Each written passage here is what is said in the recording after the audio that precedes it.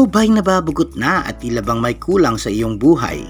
Tambak na ba ang trabaho at para bang walang katapusang bahay, trabaho at pasok na lang ang nangyayari sa iyo? Minsan mo na rin bang naitanong sa iyong sarili na kailan ba ito matatapos? Pagdating sa kanyang usapin mga kadakila, kayang-kaya ko kayong tulungan dyan. Hayaan niyong dalhin ko kayo sa isang malaparaisong lugar na dito lamang matatagpuan sa malapit sa inyo. It's just like a haven right in front of your nose. Di niyo na kailangan pang maglakbay ng malayo.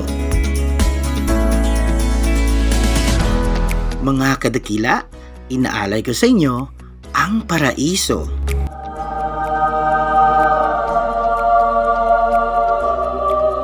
Bagamat karamihan sa atin ay lugmok na sa kakatrabaho at wala ng panahon para maglibang kasama ang ating mga pamilya, hindi hadlang ang kakulangan sa oras at panahon. Paminsan-minsan mga kadakila ay bigyan naman natin ng pagkakataon ang ating mga sarili na sumaya kahit minsan lang.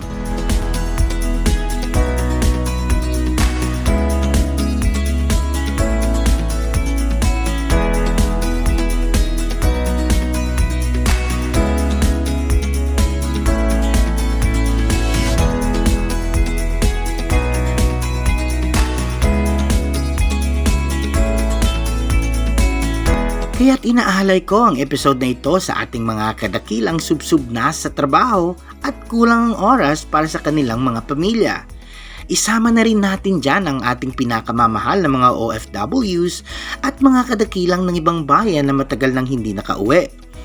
Alam ko marami sa inyo ay maraming alaala sa lugar na ito. Kaya tara na mga kadakila at ating tuklasin ang kagandahan ng Tabayag River.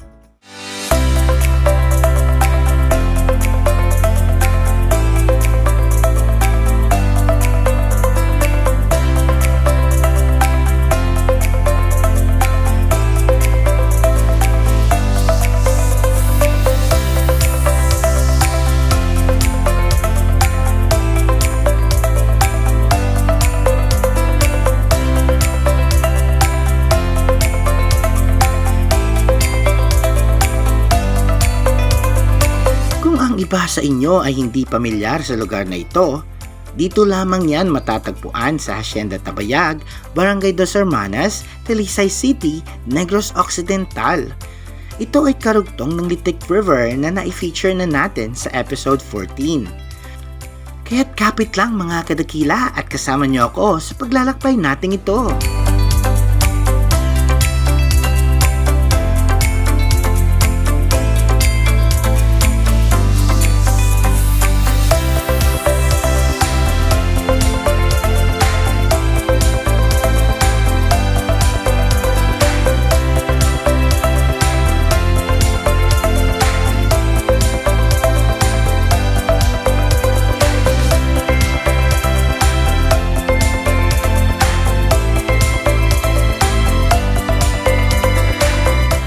Mapapansin mga kadakila ay sa bawat kanto ng ilog ay merong mga pangpang na pwede nyong paglatagan ng inyong mga gamit at pwede kayong maligo sa napakalinis at kalmadong tubig dito. Ang ganda pa ng pagkakapatag ng mga buhangin. Meron ding parte ng ilog na tila bang nasa loob ka ng kuweba at parang nasa loob ka ng isang katedral. Ang mga estrukturang ito ay gawang natural ng kalikasan. Kaya nga paulit-ulit kong pinapaalala na huwag nating abusuhin bagkus ay atin pang pangalagaan ang ating likas yaman. Tandaan natin mga kadakila na malaki ang ating ambag upang maipreserba ang ating kapaligiran. Kung hindi ko pa kayo makumbinse na pumunta dito, ewan ko na lang sa inyo mga kadakila. Isipin nyo na lang na panahon na para bigyang laya ang ating mga sarili at makapagtampisaw sa napakagandang lugar na ito. Nakita nyo naman mga kadakila kung gaano kaganda ng Tabayag River.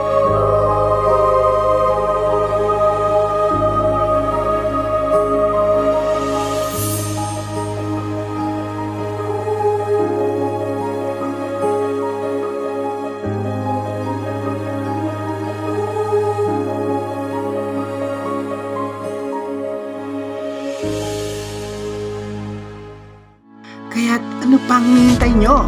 Mag-file na ng leave sa inyong mga boss at tamhin ang kalayaan at kapayapaan na matagal nyo nang minimiti.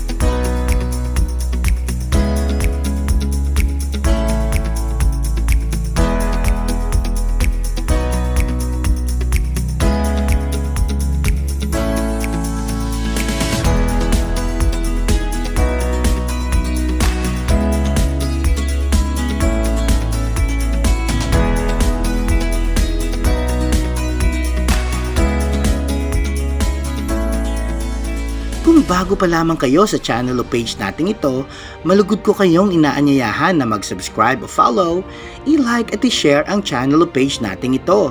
Sa pamamagitan nito mga kadakila ay may pagpapatuloy ko pa ang nasimulan nating misyon, ang makapagbigay aliw, aral at kaalaman sa inyong lahat.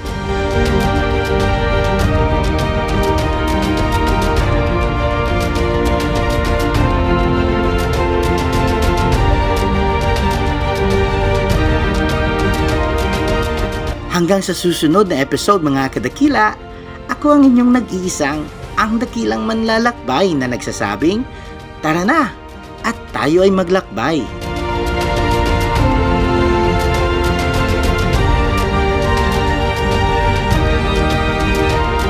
Paalam mga kadakila!